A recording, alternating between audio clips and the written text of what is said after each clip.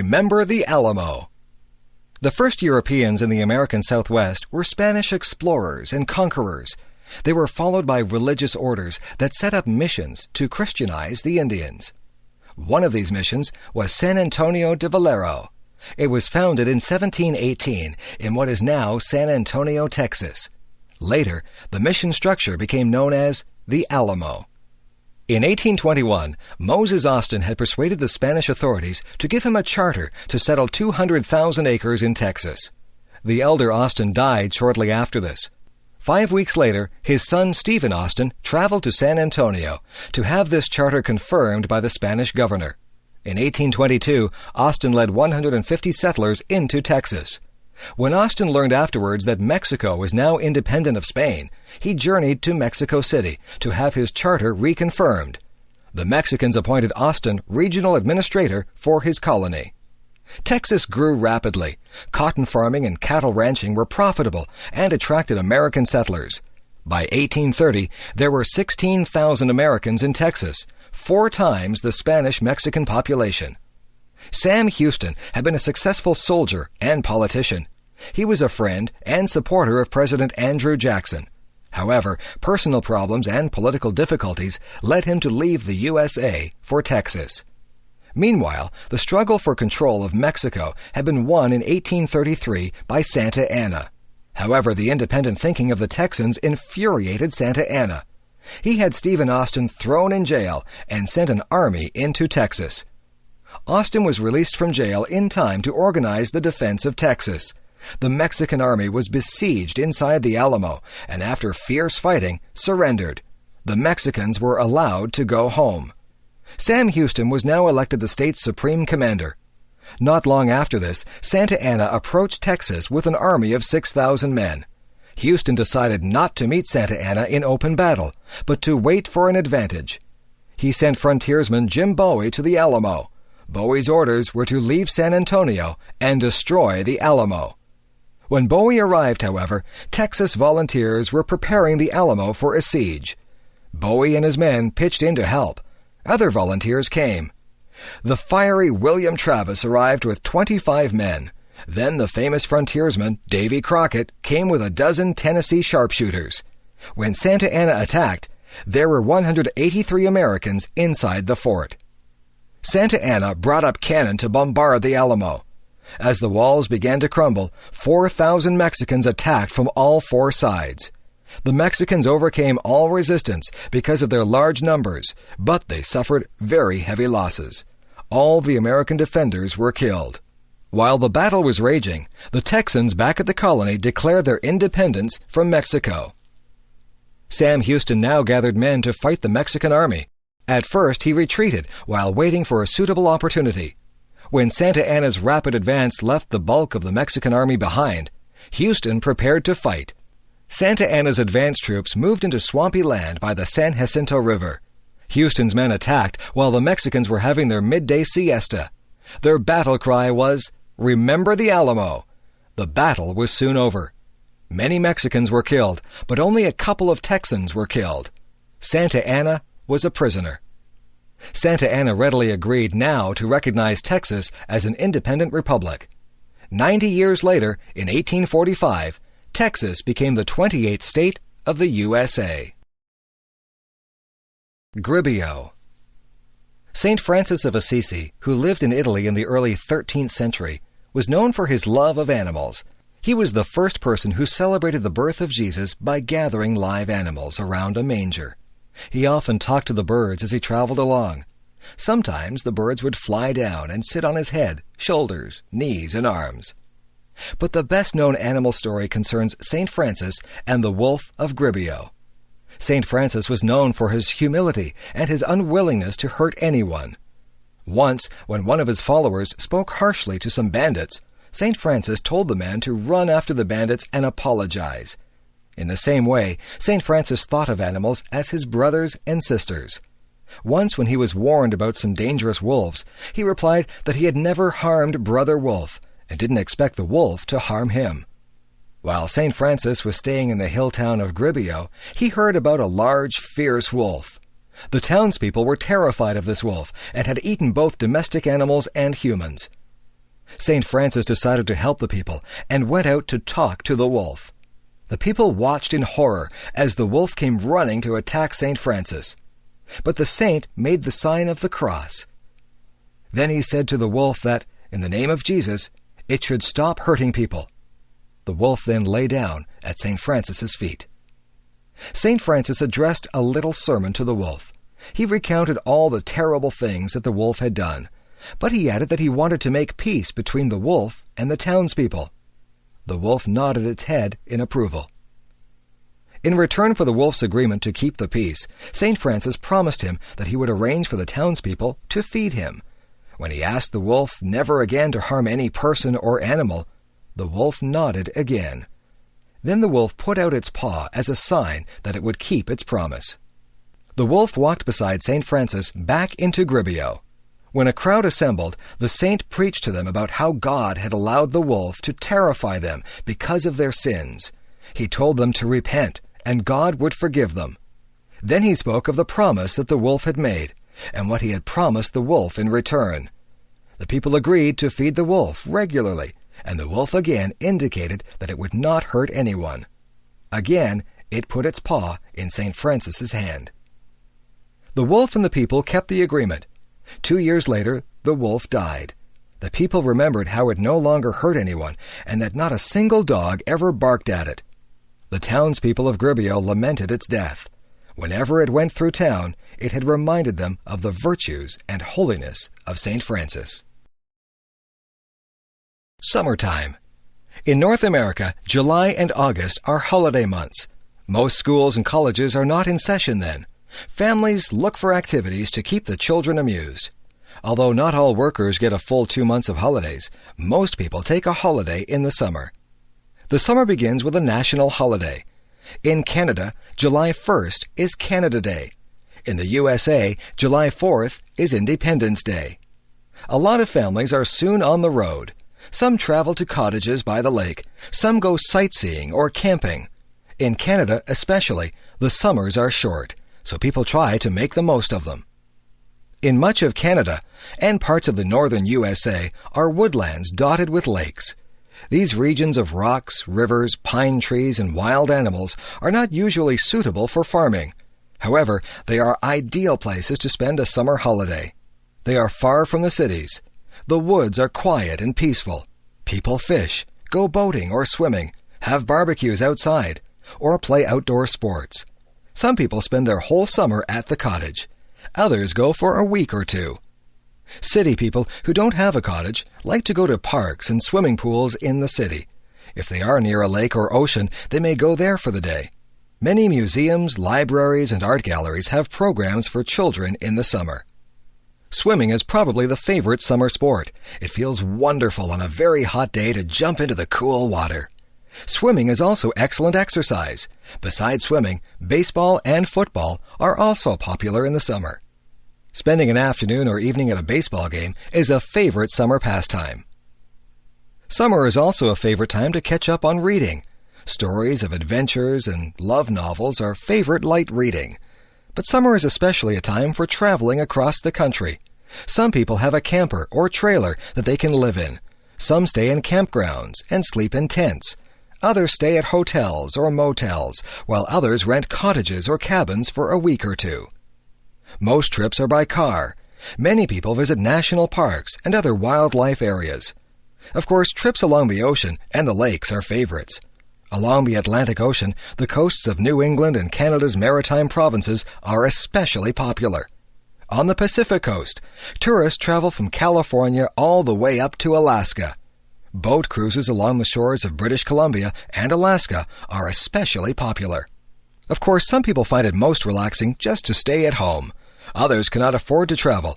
If you have an air-conditioned house with a television, video player, CD player, and computer, then it can be very pleasant to stay at home. A lot of new movies are released at the theaters in the summer. Air-conditioned theaters with new movies and lots of pop and popcorn are favorite summer places. After 2 months of summer activities, most people are ready to go back to school and work, but they usually have lots of happy memories to take back with them. Pocahontas and John Smith. In 1606, King James of England approved the establishment of 2 colonies along the eastern coast of America. The northern colony in Maine lasted only a year. The southern one at Jamestown in Virginia became England's first permanent settlement in America. In 1607, the Virginia Company sent 104 settlers to Virginia. The settlers lived in tents all summer. By September, more than 60 were dead because they lacked good food or water. The leaders of the colony were not energetic and did little to make the settlers find food. One member of the company, Captain John Smith, was determined that the colony would survive. Smith pressured the colonists to build huts, a storehouse, and a church. He made daring trips to Indian villages, demanding that they give the settlers food in return for beads and copper. He threatened settlers who were trying to leave the colony and go back to England. On one of his trips to the interior, Indians attacked John Smith. They killed his 2 companions, but captured him alive. He was taken first to the local chief. This chief was impressed by Smith's compass and spared his life. His captors dragged Smith from village to village. He finally arrived at the town belonging to Powhatan. Powhatan was a great chief for all of the tribes in that region. Powhatan and his advisers talked about what to do with Smith. Suddenly, Smith was dragged forward, and his head was pushed against a stone. The warriors raised their clubs to kill Smith. Then Pocahontas, who was Powhatan's 12-year-old daughter, begged for his life. Her words had no effect, so Pocahontas ran to Smith. She took his hand in her arms and laid her own head against his head. Smith was released and went back to Jamestown. Soon after Smith returned, 100 new settlers from England arrived. It was a very cold winter, and in January, Jamestown was accidentally set on fire. The settlers suffered from cold and hunger the rest of the winter. Every 4 or 5 days, Pocahontas and her attendants came. They brought food for the hungry settlers. Even so, half of them died. In the summer, John Smith explored that part of the coast of America. He made a map that would be very valuable for future sailors and settlers. On his return, Smith was elected leader of the colony at Jamestown. However, some settlers did not like having to follow rules. Some encouraged the Indians to try to kill Smith. Chief Powhatan agreed. He also refused to supply food to the colony, hoping to starve them out. Pocahontas warned Smith about the plot against his life.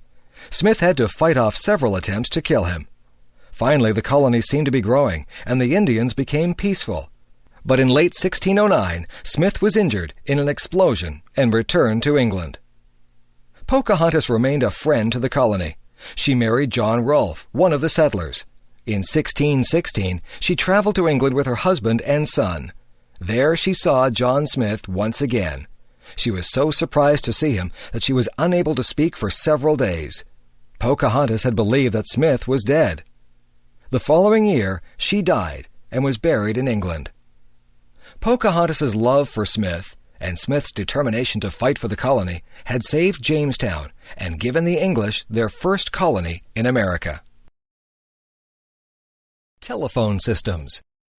When Alexander Graham Bell developed the telephone in the 1870s, it was fairly simple to use. You talked into the mouthpiece and then held it to your ear to listen. For a century or so, using the telephone meant either contacting the operator to dial a number or dialing yourself. After that, all you had to do was talk or listen. Nowadays, the telephone has become a very complex instrument. It rivals the computer as to the number of possible uses. Answering machines have been around for several decades, but they are now being replaced by voicemail. Voicemail does away with the need for an answering machine. Messages are stored on the system. That means it's possible to forward the message to someone else's phone or transfer the call to a more convenient phone of your own. You can also use call pickup so that anyone on your group can answer another's phone. Conference calls have become very common. This is when one person phones first one person, then another, and keeps adding people to the telephone conversation. This can regularly be done with up to 6 people. It is very useful for business discussions where different people need to talk about the same thing. It also speeds up the process of consensus and allows everybody to be in on the decision or discussion. The modern phone has many more features. If you don't want the caller to know what is being said in your office, you can push the mute button. If you want to hang up without putting the receiver down, press goodbye. If you don't want to receive calls, Just forward them all into your voicemail. Newer phones will indicate when you have voicemail messages. If you have trouble with these features, an automatic voice will tell you your options. This help system is built into the telephone. For example, the help voice will tell you how to set up a distribution list so that you can send the same voice message to a number of people. It will also tell you how to send a message directly into someone's voicemail. You can designate your message to go to the top of the recipient's voicemail list. You can also program it so that the recipient cannot forward it. Some systems have limits on how much space can be used for individual voicemail. There are a number of courtesies that voicemail users should follow. Your greeting on your voicemail should be simple. If you are unable to take calls for any reason, you might want to explain that in your recorded greeting. If you are on vacation, you might want to include that information in your greeting. Don't use voicemail as a way to avoid answering the telephone. Some people use voicemail to screen calls. This can be annoying to someone who can never contact you directly. Check your messages regularly and reply to them promptly. Enjoy the telecommunications revolution. Texas. The state of Texas is famous for having the biggest and best of everything.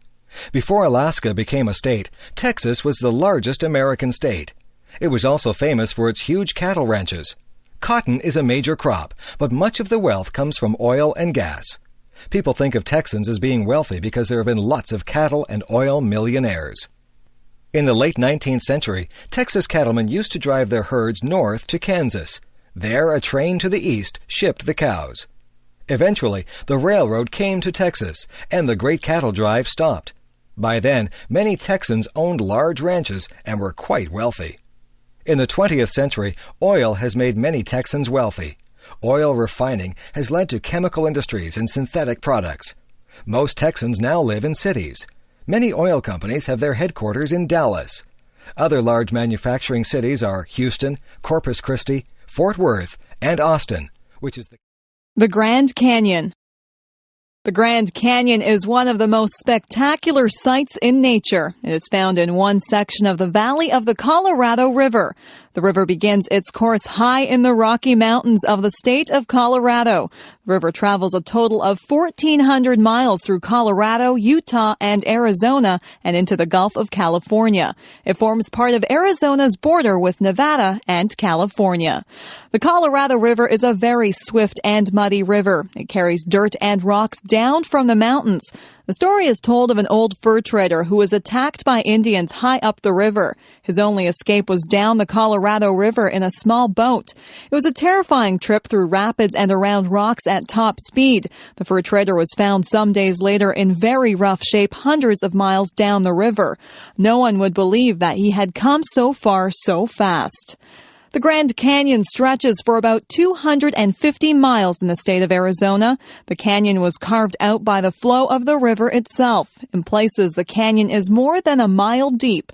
It stretches from 4 to 18 miles wide at the top. The canyon valley contains worn rocks that rise up like a mountain range. The canyon has been worn down through many layers of rock. The river has cut its way down through layers of sandstone, limestone, and shaped to the granite bedrock. The different layers are of different colors, and the rocks appear very beautiful, especially at sunrise and sunset. Because the canyon is so deep, the climate changes as you go down into the valley. At the top, the climate is typical of a mountain area with evergreen trees. Next, you have typical forest trees. Third, there are plants like cacti that grow in warm deserts. Finally, there are subtropical plants at the valley bottom. Tourists can ride down the narrow trails to the bottom of the valley on mules. On one side is the rock wall of the canyon, and on the other side is a steep drop down to the bottom. Tourists have to trust their guide and the mule that they are riding to get them down safely. The trails zigzag back and forth, and the tourist going down travels much more than a mile. Some 1,000 square miles of the area became the Grand Canyon National Park in 1919. Because the Colorado River is very swift and runs through dry country, several dams have been built along it. These are designed to harness its power, save its water, and provide recreational opportunities. The best-known dam is Hoover Dam, formerly Boulder Dam, on the Arizona-Nevada border. This impressive structure is 727 feet high and 1,282 feet long. Elevators are used to carry workers up and down inside the dam. The water, which is backed up by the Hoover Dam, forms Lake Mead. Lake Mead is used to irrigate nearby land as well as for boating and fishing. The dam itself is a major source of electric power for this section of the country. Visitors to the Grand Canyon are often filled with awe by the size and beauty of the canyon. People seem very small in comparison to the immense cliffs, valleys, and the mighty river. The Niagara Parks Commission. Niagara Falls, Canada became a major tourist attraction in the mid-1830s. By this time, roads, canals, and railways were able to bring people from urban centers like New York and Boston. However, the chance for big profits attracted dishonest businessmen. One hotel in the 1860s was popularly known as the Cave of the 40 Thieves. There were many complaints from tourists about tricks that were used to get their money. Some businessmen tried to put up fences around the falls so that all visitors would have to pay them to see the falls. In time, these complaints reached the ears of important people. In 1873, Lord Dufferin, the Governor-General of Canada, proposed that the government buy all the land around the falls. On the American side, New York State bought 412 acres around the American Rainbow Falls in 1885. In the same year, land was bought near the Canadian Horseshoe Falls and named Queen Victoria Park. A commission was formed to obtain control of all land along the Niagara River. This was made easier because a narrow strip along the river was already government land. However, the commission wanted to preserve all the beautiful scenery along the river and near the falls for the general public. The first commissioner of the park was Sir Kazimierz Gzowski, a distinguished engineer of Polish birth. Before the Queen Victoria Park Commission began to buy up land besides the falls, tourists had to pay for everything. There were no public washrooms, no drinking fountains, and no safety barriers around the falls. As a result, it was not uncommon for tourists crowding close to the falls or hypnotized by the flow of the river to step too close and fall in. The commission took care of these problems and also set up parks and picnic areas. In 1927, the commission's name was changed to the Niagara Parks Commission. It now supervises numerous attractions and parks from Niagara-on-the-Lake on Lake Ontario down to Fort Erie on Lake Erie.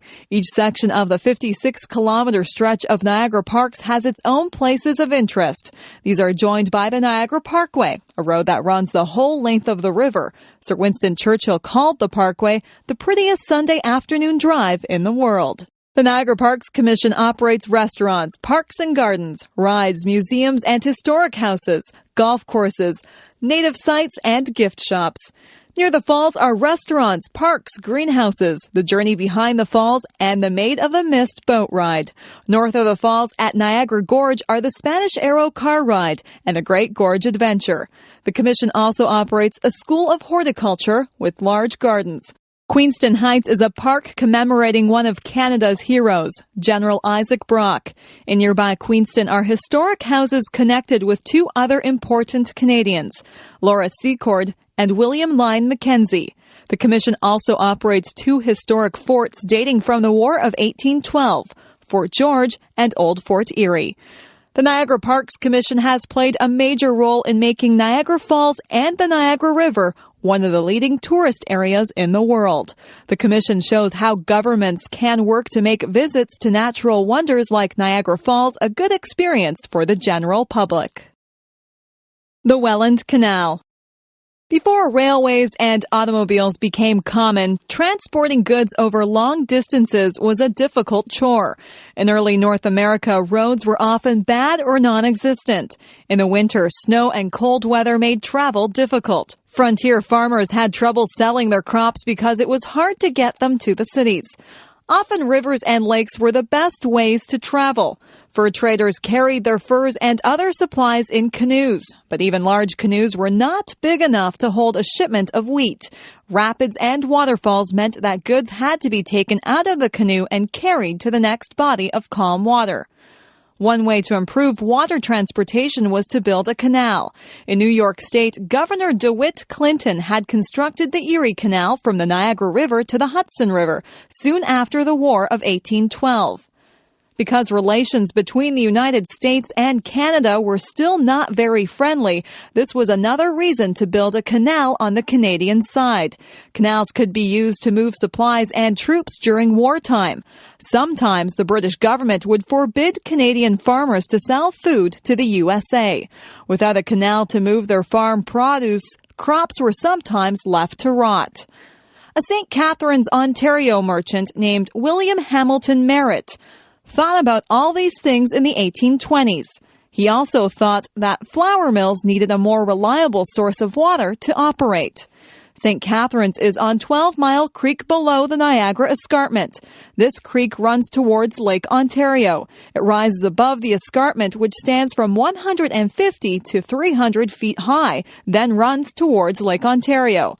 If Merritt could join the 12-mile creek to one of the rivers, which ran to Lake Erie, the canal would provide transportation and water power. The problem was to find a way to move boats up the escarpment. From 1824 to 1829, Merritt and his friends hired laborers to dig away tons of dirt and rock. Nearly all the work was done with shovels, pickaxes, horses, and wagons.